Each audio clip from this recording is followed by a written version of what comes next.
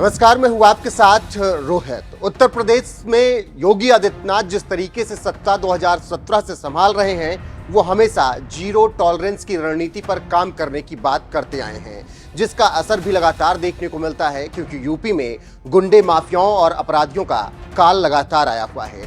एक के बाद एक लगातार एनकाउंटर हो रहे हैं। अभी हाल ही में प्रयागराज में उमेशपाल हत्याकांड को अंजाम देने वाले अतीक अहमद के कई गुर्गों का एनकाउंटर किया गया, जिसमें अतीक का बेटा असद भी शामिल था। इसके अलावा अनिल दुजाना जैसे गैंगस्टर को भी ठोक दिया गया। योगी सरकार की ये कार्रवाई बताती है कि कानून व्यवस्था को लेकर वो पूरी तरीके से सख्त है। इसके अलावा योगी राज में माफियाओं अपराधियों का साथ देने वाले अफसरों की भी अब खैर नहीं है, क्योंकि इन सभी का हिसाब सरकार करने के लिए तैयार हो चुकी है। बता दें कि इसी कड़ी में माफिया अतीक अहमद से दोस्ती निभाने वाले एक सीबीआई अफसर की अब शामत आई हुई है।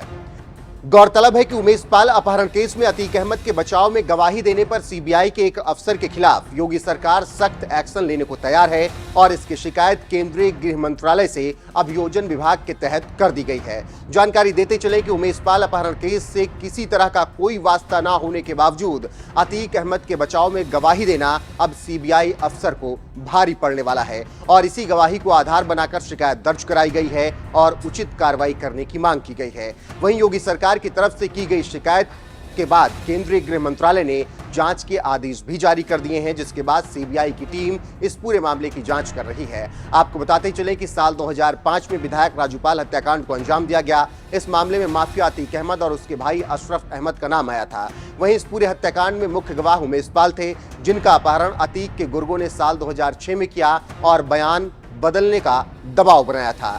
हालांकि उमेशपाल ने अतीक के खिलाफ मोर्चा खोले रखा और लंबे वक्त तक लड़ाई लड़ी, लेकिन 24 फरवरी 2023 को उमेशपाल को अतीक के गुर्गों ने मार दिया। इसी बीच अतीक अहमद को उमेशपाल अपहरण कांड में उम्र कैद की सजा सुनाई गई और उमेशपाल हत्याकांड में आरोपी भी बनाया गया और पूछताछ के लिए प्रयागराज लाया गया, जहां 15 अप्रैल को 3 लड़कों ने अतीक की हत्या पुलिस कस्टडी में कर दी, जिसके बाद कानून व्यवस्था पर लगातार सवाल उठे। हालांकि यूपी एसटीएफ इस बीच अतीक के बाकी गुर्गों को तलाश में लगी रही और उनका एनकाउंटर करती रही। इसके अलावा जो भी अतीक के साथी रहे या जिन्होंने भी अतीक का साथ दिया, उन सभी का हिसाब योगी सरकार में अब हो रहा है। इसी कड़ी में सीबीआई के एक अफसर की शामत आई हुई है और अतीक का साथ देने के बाद अब उसकी शिकायत योगी सरकार ने केंद्रीय गृह मंत्रालय से कर दी है। देखना होगा कि इस मामले में आगे क्या कुछ होता है। फिलहाल तो योगी सरकार अपनी कानून व्यवस्था को लेकर डंके की चोट पर ऐलान कर रही है और कह रही है कि अब यूपी में माफिया अतीत हो चले हैं, राज्य प्रगति के रास्ते पर है।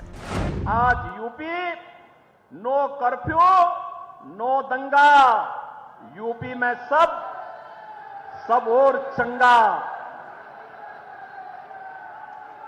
नो कर्फ्यू, नो दंगा, यूपी में सब चंगा। रंगदारी ना फिरौती, अब यूपी नहीं है किसी की बपौती। माफिया अपराधी हो गए अतीत, सुरक्षा खुशहाली रोजगार का अब बना है प्रतीक। और इसलिए भाइयों बहनों, अब उत्तर प्रदेश कर्फ्यू नहीं, कावड़ यात्रा की तैयारी के लिए उत्साह के साथ आगे बढ़ता है। अब उपद्रव नहीं, उत्साह हमारी पहचान है। अब माफिया नहीं, महोत्सव हमारी पहचान है और उस पहचान को और मजबूती के साथ जमीनी धरातल तक पहुंचाने के लिए आज भाइयों बहनों, आप सहारनपुर से मैं आया हूं, प्रचार की शुरुआती सहारनपुर से कर रहा हूं। मां शाकंभरी का आशीर्वाद मिले, माता बाला सुंदरी की कृपा हम पर बरसती रहे,